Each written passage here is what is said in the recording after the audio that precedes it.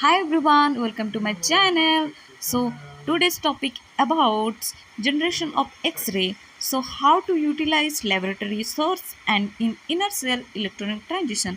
So X-ray are electromagnetic radiation of wavelength 1 angstrom जो कि x ray एक इलेक्ट्रोमैग्नेटिक रेडिएशन है और उसका वेवलेंथ है 1 angstrom they occur in that part of the electromagnetic spectrum between gamma ray and ultraviolet reason.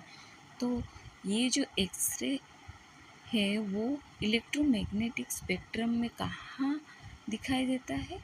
Gamma ray और अल्ट्रावायलेंट reason के बीच में अकर होता है।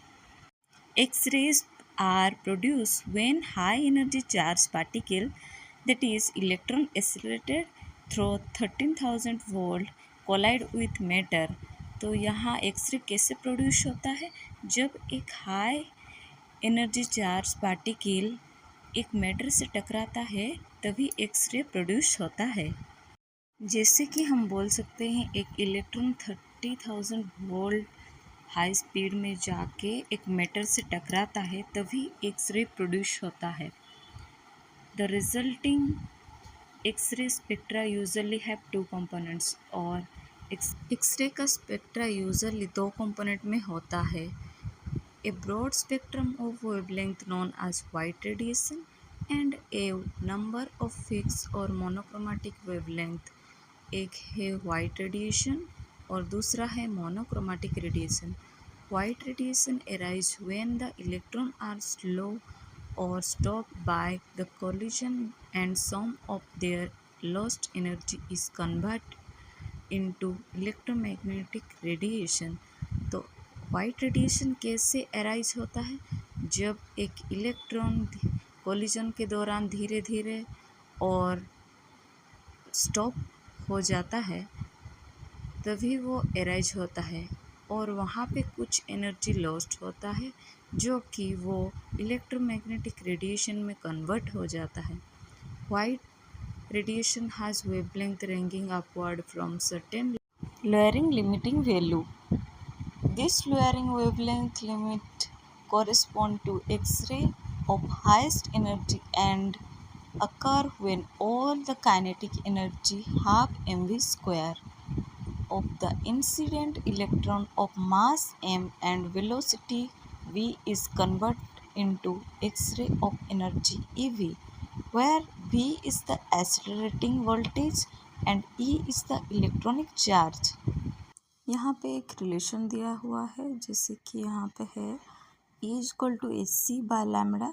ई जो है एनर्जी, एच है प्लैंक कांस्टेंट एंड सी है velocity of light in vacuum. तो दूसरे में अभी हम लोग नीचे देखते हैं जो लिखा है the x rays which are use in almost all laboratory based diffraction experiment are produced by a different process that leads to monochromatic X-ray। A beam of electrons again accelerated through says 13 kilovolt is allowed to strike a target metal or metal target, often copper। The incident electron have sufficient energy to ionize some of copper 1s electron। An electron in an outer orbital 2p or 3p immediately drops down to occupy the vacant 1s level and the energy released in the transition appears as X radiation। The transition energy have a fixed value of so spectrum of characteristic X rays result। So for copper, the 2p to 1 transition called K alpha has wavelength of 1.5418 angstrom and the 3p to 1 transition K beta 1.3922 angstrom। The electronic transition involving in the both ionization of inner cell electron and emission of X-ray are and so on। So the K alpha transition occur much more frequently than the K alpha transition and the more intense K alpha radiation that is produced is usually diffraction experiment। In fact, K alpha radiation is a double doublet K alpha is equal to 1.54015, sorry, 1.54051 angstrom, and K2 alpha is equal to 1.54433 angstrom, because the 2p to 1s transition has slightly different energy for the two possible energy. सो यहाँ हमने देखा कि x ray का usually कहाँ पे use होता है, laboratory based diffraction में यूज़ होता है।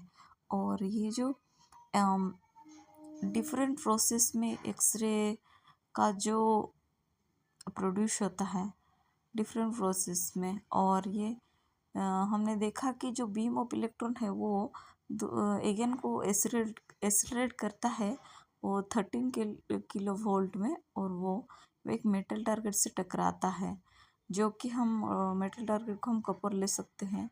और जो इंसिडेंट इलेक्ट्रॉन है उसका एनर्जी सफिशिएंट रहता है, क्योंकि वो कपर का वानेस में जो वानेस सेल में जो इलेक्ट्रॉन होता है वहाँ से वो इलेक्ट्रॉन को आयोनाइज कर लेता है, इसलिए उसका इलेक्ट्रॉन सफिशिएंट होना ज़रूरी है। और वो इलेक्ट्रॉन जो वहाँ पे वो तो आयोनाइज करके ले जाता है इलेक्ट्रॉन, तो वहाँ पे इनर सेल में वहाँ पे खाली ही रहता है, तो वहाँ पे खाली रहते वहाँ पे आउटर मोस्ट में जो 2p और 3p में इलेक्ट्रॉन होते हैं वो इमिडिएटली वहाँ पे ड्रॉप डाउन हो जाते हैं, और वही सेल को इनर सेल को ऑक्यूपाई कर लेते हैं वैकेंट सेल को।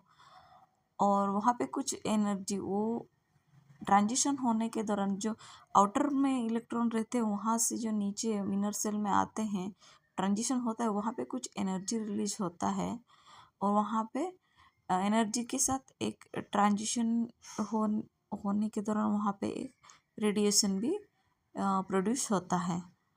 और जो ट्रांजिशन एनर्जी का जो वैल्यू होता है वो फिक्स रहता है, और वो उसका कैरेक्टर एक्सरे में दिखाई देता है। तो आज के लिए इतना ही था गाइस, समझ में आया तो लाइक कर दीजिए, शेयर कर दीजिए और कमेंट्स कर दीजिए।